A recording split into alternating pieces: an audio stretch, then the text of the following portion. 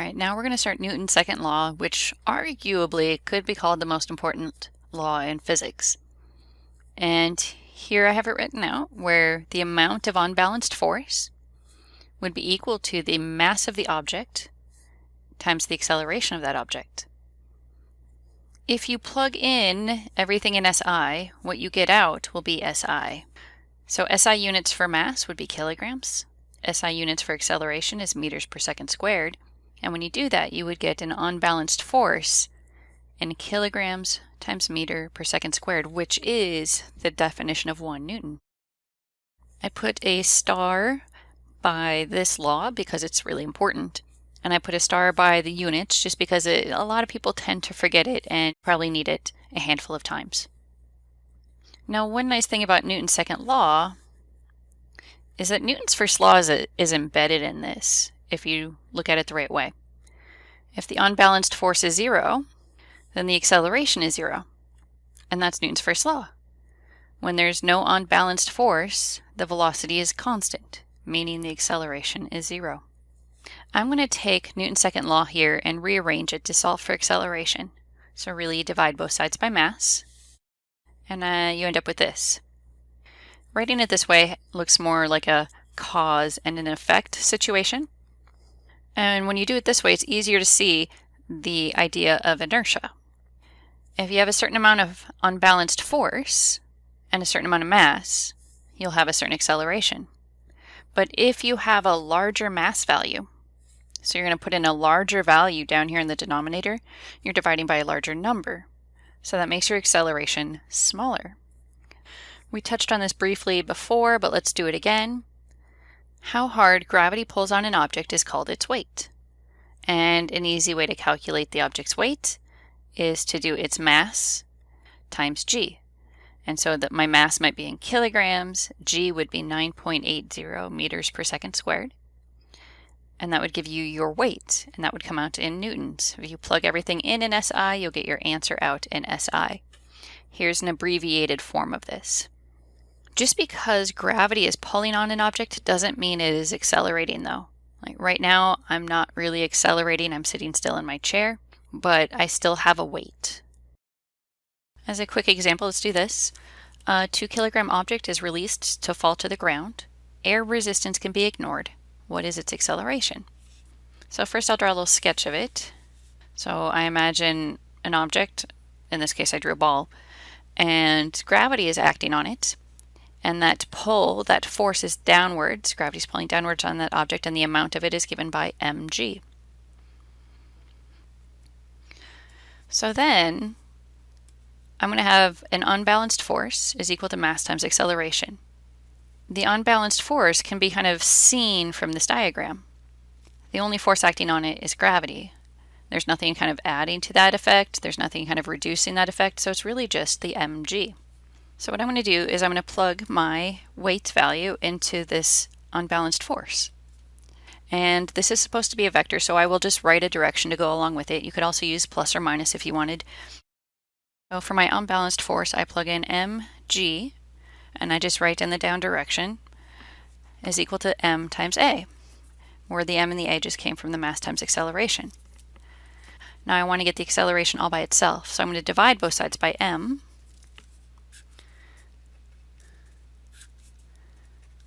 So this would cancel, and this would also cancel. Acceleration is just 9.80 meters per second squared, because that's what g stands for, in the down direction. Another example, let's imagine the same object, but now it's moving faster so that it feels a noticeable amount of air resistance, and I picked 9 newtons. And the air resistance is going to work against its motion, so it's going to work in the upwards direction. Now what is the acceleration? So I draw this figure to understand what's going on. There's my object.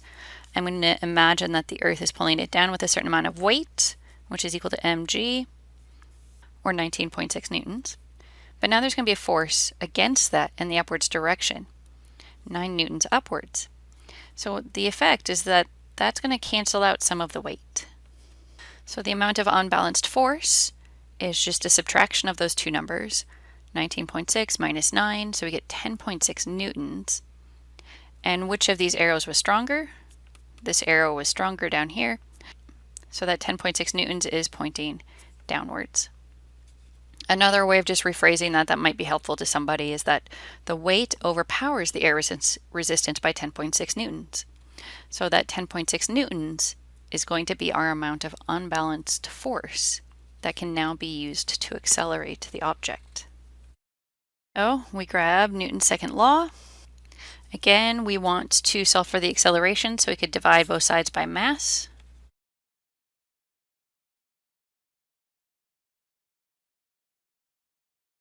And the acceleration is equal to the unbalanced force divided by the mass. I've just rewritten here, and then I'm going to plug in my values. So for the unbalanced force, I plug in 10.6 newtons, and I also wrote down, just to keep track of my direction, and then divide that by my mass. So I do the division, and I get 5.3, and I carry the newtons, and I carry the kilograms, and I carry the direction, and just rewrite them. Now the units don't really make sense. A newton per kilogram doesn't sound like an acceleration. An acceleration is supposed to be a meter per second squared, or at least a length divided by a time squared. Newtons per kilogram is not it, but it's hiding in here. So let's do a unit conversion where we're going to convert newtons, and instead of newtons we're just going to put the units that it's equal to. So 1 newton is equal to 1 kilogram meter per second squared. In that case, the newton would cancel out top to bottom, the kilogram would cancel out top to bottom. So then all we're left with is 5.3 meters per second squared in the downward direction. Then I look back up at my starting information, and I had only written that the mass was 2 kilograms, not 2.0, just 2, so roughly 2. So I'm going to round that final answer to 1 sig fig, which would then be 5 meters per second squared downwards. You might notice though that I didn't round this one, even though that this was only 1 sig fig. But I never used it. I never referenced that information. It was actually not needed because there was a mass on both sides and it canceled out. So it wouldn't matter if the mass was 2 kilograms or 2.1 kilograms or 2.0 kilograms. The acceleration would still always be 9.80 meters per second squared. So one thing to just point out at this particular moment is that if air resistance isn't a big deal, everything would fall at the exact same rate. This is NASA's Space Power Facility near Cleveland, Ohio, and it is the world's biggest vacuum chamber. It's used to test spacecraft in the conditions of outer space, and it does that by pumping out the 30 tons of air. Galileo's experiment was simple. He took a heavy object and a light one and dropped them at the same time to see which fell fastest.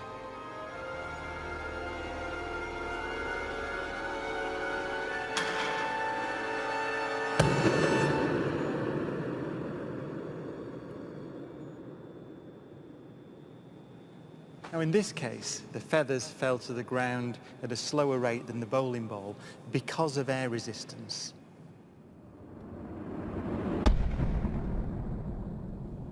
So in order to see the true nature of gravity, we have to remove the air. Okay, we dropped 2 millitorr in the last 30 minutes. But once it's complete, there's a near perfect vacuum inside.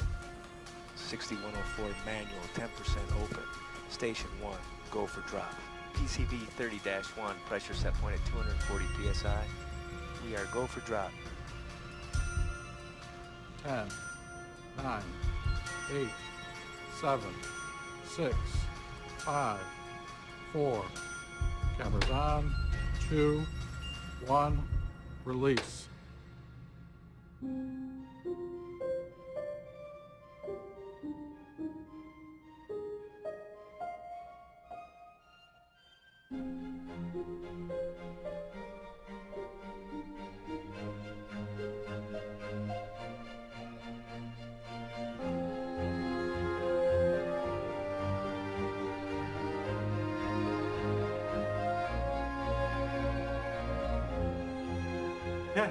Exactly. Look at that.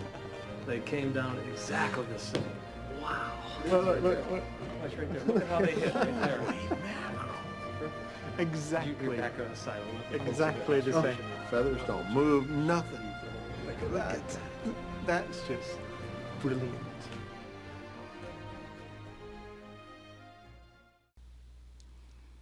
Let's end this section by just covering friction really quick. Friction is going to be a resisting force that happens between two materials. So I usually imagine a block sliding on a ramp or tires on the road. So if the two objects are not slipping over each other, so they're like gripped together because of friction, like my fingers right now are pretty much gripped together because of friction, we call that static friction. But if the objects are sliding over each other, we call that kinetic friction. And static friction is usually stronger than kinetic friction. So in general, you can say that it's harder to get something to slide than to keep it sliding. Like if you're going to move a refrigerator, it's hardest just to get it to budge. But once it budges, once it starts to slip a little bit, you keep it moving. But this can also work against you, like when you're driving. Once you start to skid with your tires, the amount of friction you have reduces. That's why you have less control over your car once you start to skid.